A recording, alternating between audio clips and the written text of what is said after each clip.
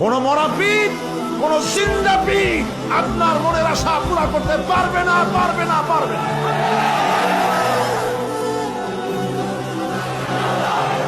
আর আজ থেকে কোন মাজারে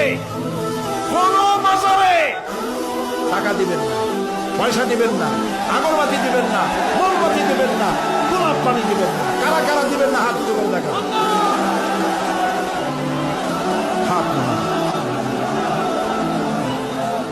হাত নামান।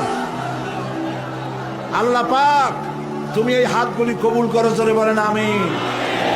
এই চট্টগ্রাম ছিল স্বাধীনতা আন্দোলনের লালন ভূমি, সূতিকাগার। এই চট্টগ্রামের বুকের উপরে দাঁড়িয়ে শহীদ প্রেসিডেন্ট জিয়াউর রহমান স্বাধীনতার ঘোষণা দিয়েছিলেন। সেই চট্টগ্রাম